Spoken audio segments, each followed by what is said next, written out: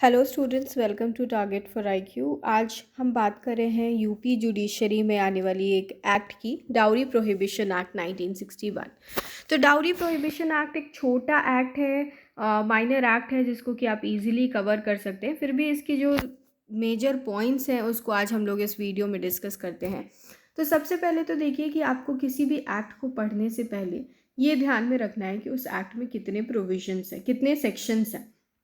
तो इसमें आपको सेक्शन 10 तक, डाउरी प्रोहिबिशन एक्ट में सेक्शन 10 तक आपको मिलेगा। उसके बाद आप उसके इनैक्टमेंट डेट को भी देख लेंगे। इनैक्टमेंट डेट को देख लेने से क्या होता है कि कई बार आपको क्वेश्चन पूछा जा सकता है कि ये एक्ट जो है वो किस डेट पर कमेंस हुआ है। तो इसमें आप डेट देख लीजिए, यहाँ पे आपको डेट मिल जाएगा 1 जुलाई 1961।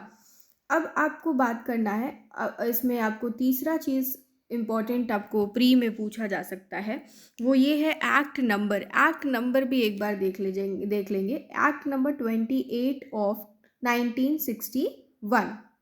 ये भी यूपी के एग्जाम्स में देखा गया है कि एक्ट नंबर से भी कभी कभी क्वेश्चंस जो हैं वो पूछ लिए जाते हैं। अब ये देखिए, ये एक्ट जो है आपका 1961 डाउरी प्रोहिबिशन एक्ट, इसके बारे में बेसिक आप यही समझ लीजिए कि डाउरी को एक सोशल एविल, और ये सोशल इस तरीके से जो कुरीति चल रही थी उस चीज़ को हटाने के लिए डाउरी प्रोहिबिशन एक्ट का गठन लाया गया। अब डाउरी का डेफिनेशन इसमें बहुत ही इंपॉर्टेंट हो जाता है। डाउरी का डेफिनेशन आपको सेक्शन 2 में दिया गया है। डाउरी का मतलब कोई भी प्रॉपर्टी या वैल्यूएबल सिक्योरिटी से है जो कि एक परिवार के सदस्य, एक तरफ के परिवार के सदस्य दूसरे तरफ के परिवार के सदस्य को देने के लिए करते हैं। अब इसमें देखिएगा कि प्रॉपर्टी वर्ड दिया हुआ है। प्रॉपर्टी का मतलब हो गया both movable as well as immovable property. और वैल्यूएबल सिक्योरिटी को इंडियन पीनल कोड में डिफाइन किया गया है। Valuable security Indian Penal Code के डेफिनेशन को साथ में रखते हुए अगर समझते हैं तो वैल्यूएबल सिक्योरिटी से ये मतलब है कि कोई भी ऐसा डॉक्यूमेंट या कोई भी ऐसा चीज़ जो कि मनी वर्थ उसका क्रिएट किया जा सकता है, जैसे कि कोई नेगोशिएबल इंस्ट्रूमेंट, वो कागज़ का पन्ना है लेकिन वो वैल्यूएबल है क्योंकि वो मनीज वर्थ में कन्वर्ट किया जा सकता है। तो वैसे चीज़ को हम वैल्यूएबल सिक्योरिटी कहते हैं। अब इसमें से फर्स्ट पार्ट में लिखा हुआ है by one party to a marriage to the other party to the marriage. एक तरफ के पार्टी को दूसरे तरफ के पार्टी से अगर इस तरीके से कोई प्रॉपर्टी या वैल्यूएबल सिक्योरिटी का लेना देना अग्री किया गया है तो उस चीज़ को हम डाउरी कह सकते हैं। दूसरा है कि कोई parent of either party to the marriage to other party of marriage, अगर इस तरीके से प्रॉपर्टी का लेन देन हो रहा है तो उसको भी कहा जा सकता है कि वो डाउरी के डेफिनेशन में आ जाएगा। एक चीज़ इसमें समझना है कि ये जो है वो एट और बिफोर और any time after the marriage, अगर मैरिज का कंसिडरेशन के हिसाब से, मैरिज के कंसिडरेशन के हिसाब से मैरिज के पहले दिया गया हो वो प्रॉपर्टी, मैरिज के बाद दिया गया हो वो प्रॉपर्टी, या मैरिज के दौरान दिया गया हो वो प्रॉपर्टी, अगर ये प्रॉपर्टी का लेन देन मैरिज के कनेक्शन में है तो फिर वो डाउरी के डेफिनेशन में आ जाता है। अगर मान लीजिए कि कोई रीति रिवाज या फिर सुवेक्षा से अगर कोई प्रॉपर्टी का ट्रांसफ़र हो रहा है, मान लेते हैं कि कोई किसी डॉटर के बच्चे का जन्म हुआ और वो छठी में नाना जी नानी जी कुछ गिफ्ट दे रहे हैं अपने सुवेक्षा अनुसार, तो उसको डाउरी के डेफिनेशन में नहीं लाया जा सकता है। Satbir Singh versus state of Haryana, ये इसमें बताया गया है कि कस्टम्स के हिसाब से अगर कोई किसी चीज़ का लेन देन हो रहा है तो वो चीज़ अगर सुवेक्षा से किया गया है तो उसको आप डाउरी के डेफिनेशन में नहीं रख सकते हैं। लेकिन अगर ये चीज़, ये प्रॉपर्टी का लेन देन अगर मैरिज के कनेक्शन में है तो फिर वो डाउरी के डेफिनेशन में आ जाएगा। अब बात करते हैं कि डाउरी क्या नहीं है।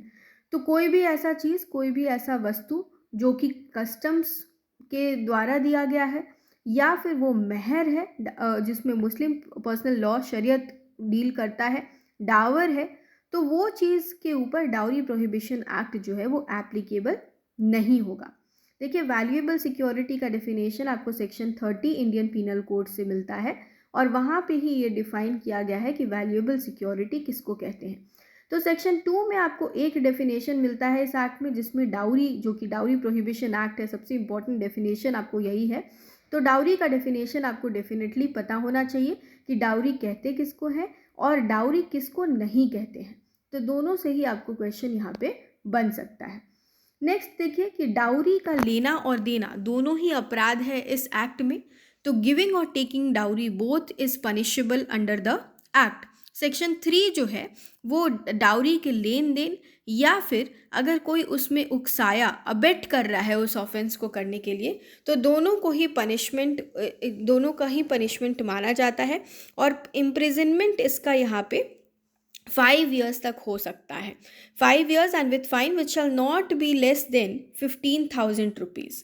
ठीक है, 15,000 रुपीज़ या फिर डाउरी का वैल्यू, जिसका भी वैल्यू ज़्यादा हो वो चीज़ आपको देना पड़ जाएगा।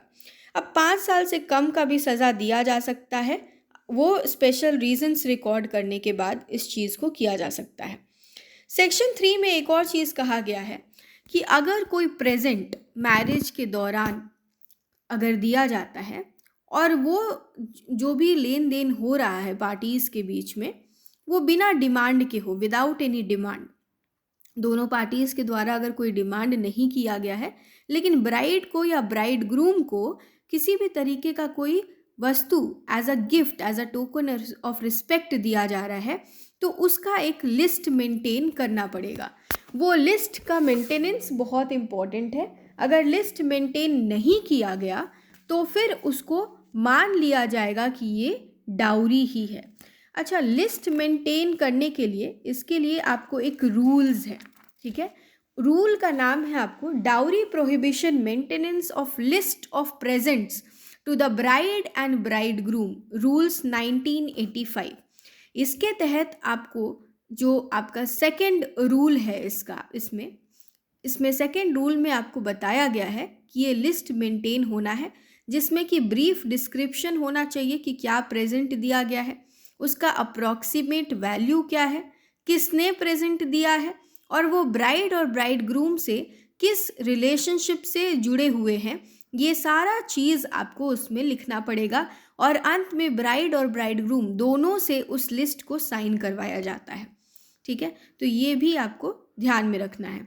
अच्छा, एक और चीज़ इसमें समझ में आना इम्पॉर्टेंट है कि यहाँ पे जो डिस्क्रिप्शन लिखाया जा रहा है ये इसलिए है कि कस्टमरी नेचर में गिफ्ट देना ये डाउरी प्रोहिबिशन एक्ट के अंदर अपराध नहीं है, लेकिन कस्टमरी है या नहीं है ये चीज़ का एक तरीके से पता लगाया जा सकता है, ये देखते हुए कि जो व्यक्ति दे रहा है वो एक्सेसिव तो नहीं दे रहा है, उसका फाइनेंशियल स्टेटस क्या है, क्या उसके ऊपर कोई प्रेशर है, कोई तरीके का कुछ प्रेशर है वो गिफ्ट देने के लिए, ये उसके फिनेंशियल स्टेटस से पता लगाया जा सकता है।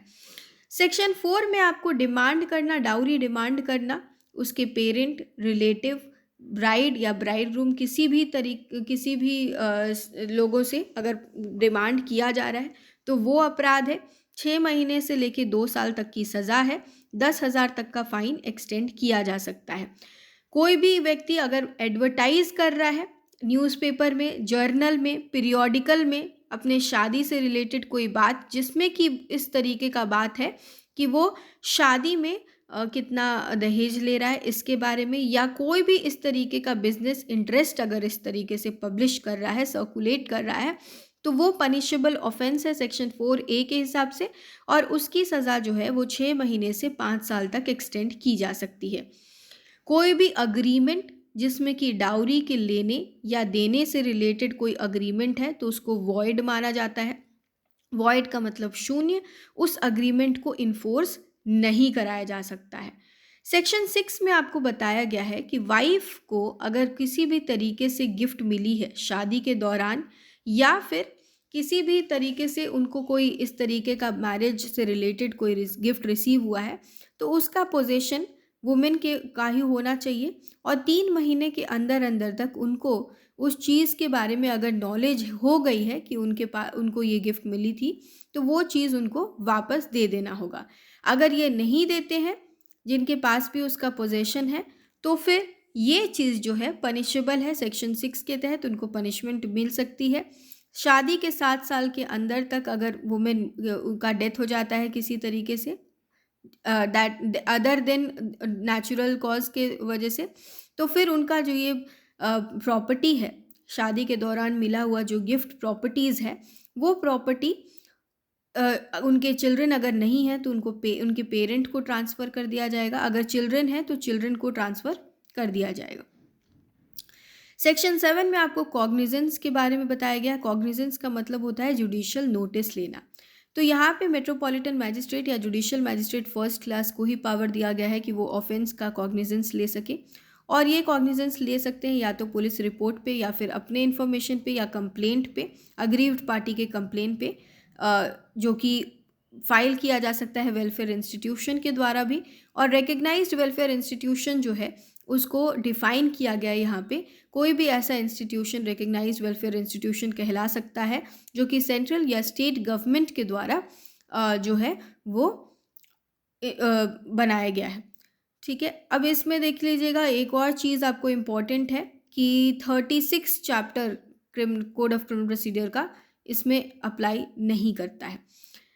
क्लॉज 3 है ना, notwithstanding anything contained in any law for the time being in force, a statement made by the person aggrieved by the offence shall not subject such person to prosecution under this act.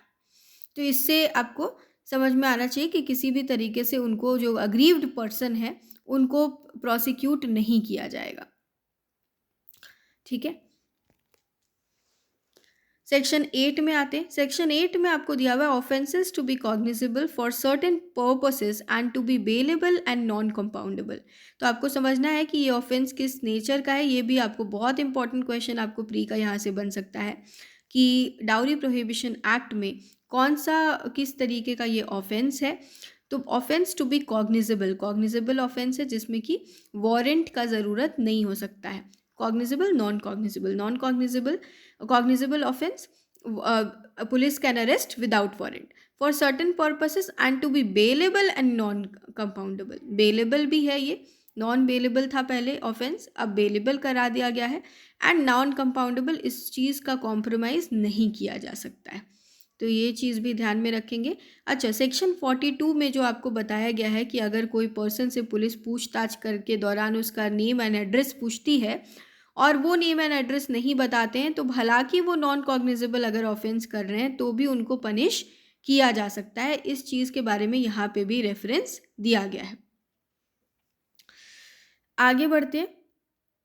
Every offence under this act shall be non bailable and non compoundable. ये देख लीजिएगा, offence to be cognizable for certain purposes and to be bailable and non compoundable. यहाँ पे जो आपका non bailable ये दिया हुआ है क्लॉज 2 में, इसको देख लीजिएगा, इंसर्शन हुआ है 1986 में। तो अब ये जो पहले बेलेबल नेचर का था अब ये नॉन बेलेबल का हो गया। I stand correct my self, तो ये नॉन बेलेबल हो चुका है।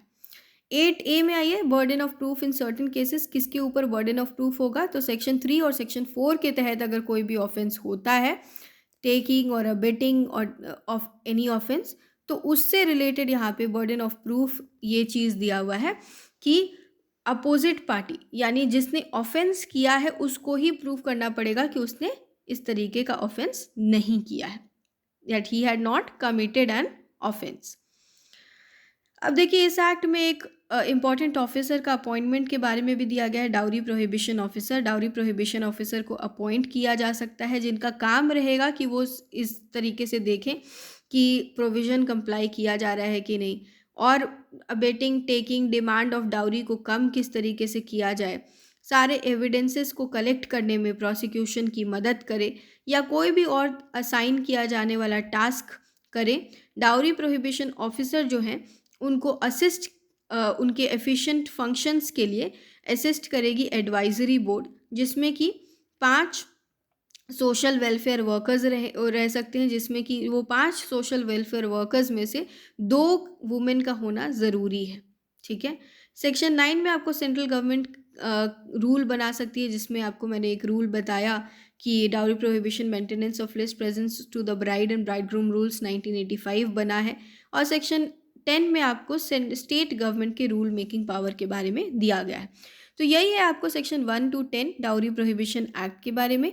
आई होप आपको ये वीडियो पसंद आया होगा और आपको एक ब्रीफ अंडरस्टैंडिंग मिल गई होगी डाउरी प्रोहिबिशन एक्ट की।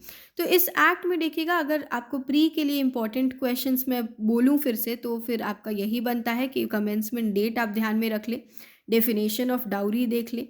सेक्शन 3 में ये बात ध्यान में रखें कि गिविंग और टेकिंग अबेटमेंट सारे चीज़ पनिशेबल हैं डाउरी के केस में, और डिमांड ऑफ डाउरी भी पनिशेबल है। सेक्शन 5 इंपॉर्टेंट हो जाता है कि अग्रीमेंट अगर किसी भी तरीके का है तो उसको वॉइड मानते हैं। कॉग्निजेंस किस तरीके से लिया जा सकता है, ऑफेंस किस तरीके के नेचर का है, तो कॉग्निजेबल ऑफेंस है and non available non compoundable offence है। सेक्शन नॉन अवेलेबल कब हुआ, तो 1986 के अमेंडमेंट में हुआ। 1986 अमेंडमेंट ईयर का आप इन्फोर्समेंट डेट भी ध्यान में रख सकते हैं, 1911-1986। बर्डन ऑफ प्रूफ जो है वो रिवर्स बर्डन ऑफ प्रूफ है, डाउरी प्रोहिबिशन ऑफिसर का अपॉइंटमेंट है और central government and state government अपने अपने हिसाब से रूल्स बना सकते हैं। तो इस तरीके से आप इसको डील कर सकते हैं। आई होप आपको ये वीडियो पसंद आया हो। आगे वीडियोज़ में हम पॉक्सो एक्ट के बारे में बात करेंगे।